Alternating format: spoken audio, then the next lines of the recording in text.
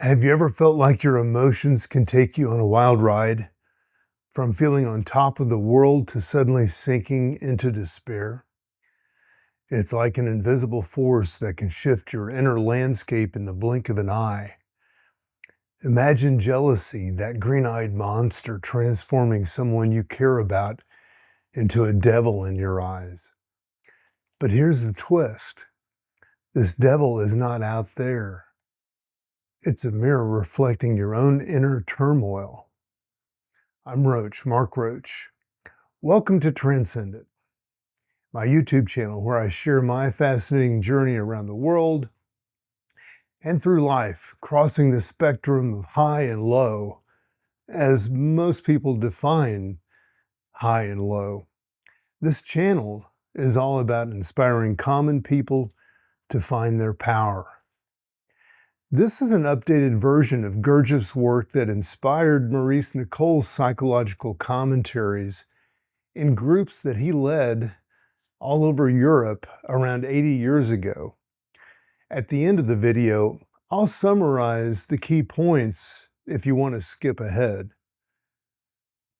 Emotions are powerful. They're like the weather inside of us, changing from sunny to stormy without warning. When we talk about jealousy, we're really talking about how we can be our own worst enemies. It's easy to point fingers at others when we feel envious, but the truth is, we're mostly just battling ourselves. Jealousy is like a boomerang.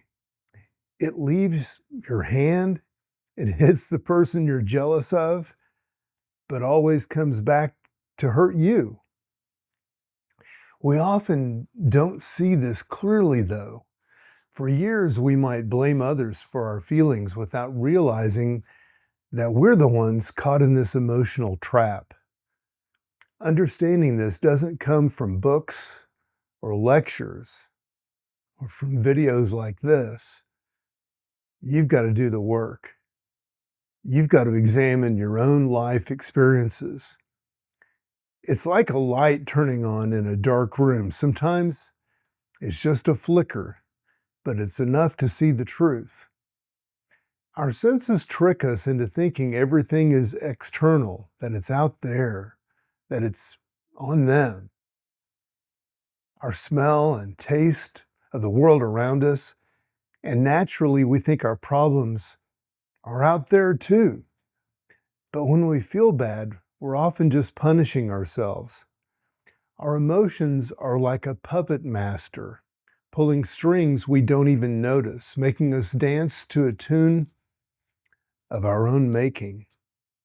Now let's talk about what happens when we let our emotions run free. When we identify too much with what's going on outside, part of our inner self escapes. This is what I mean by something goes out from us.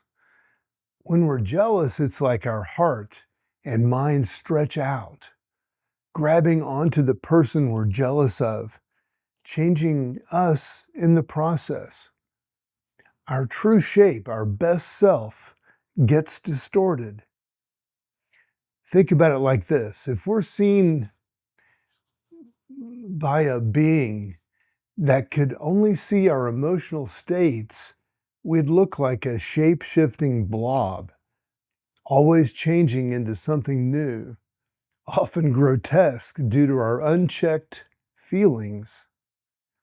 This being would rarely see the organized, calm human we believe that we are.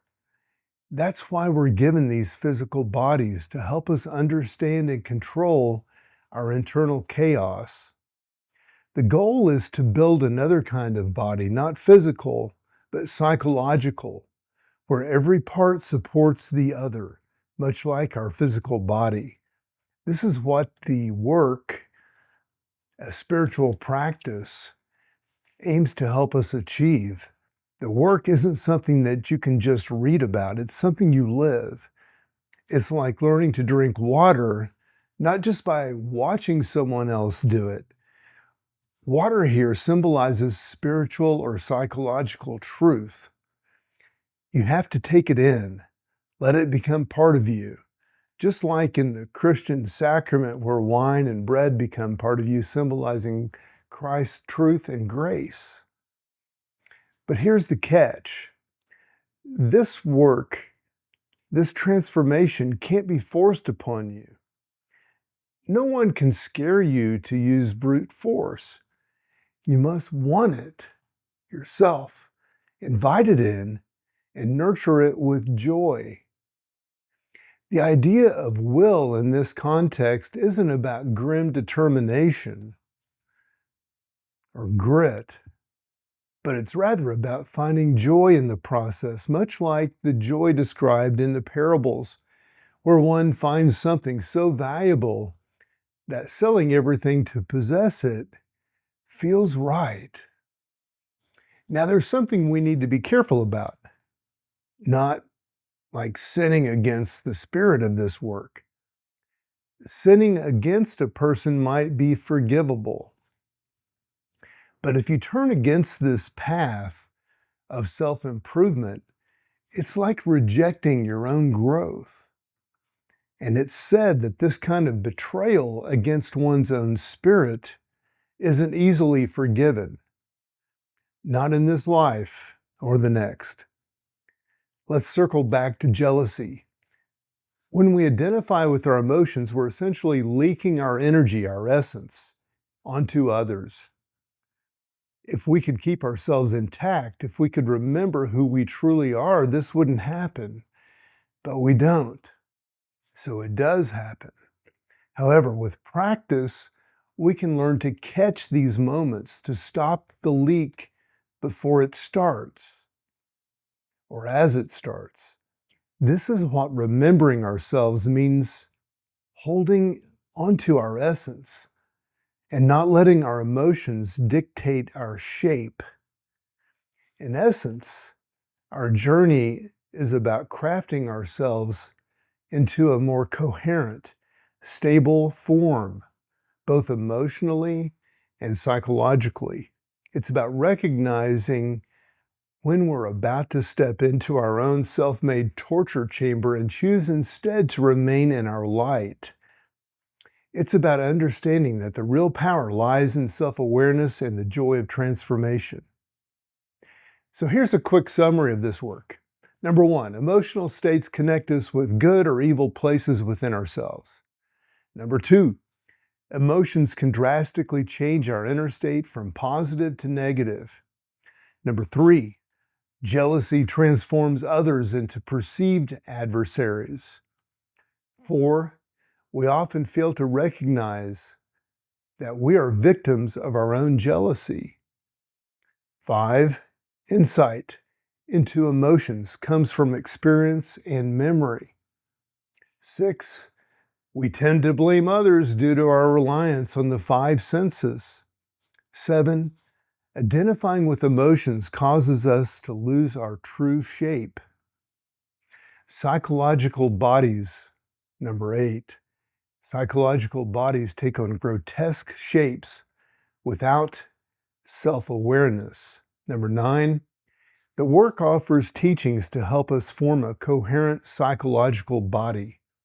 10. The work requires internal acceptance and willingness to be effective. 11. Delight and will are interconnected in pursuing spiritual truth. 12. The parables illustrate joy in finding spiritual treasure over material possessions. 13.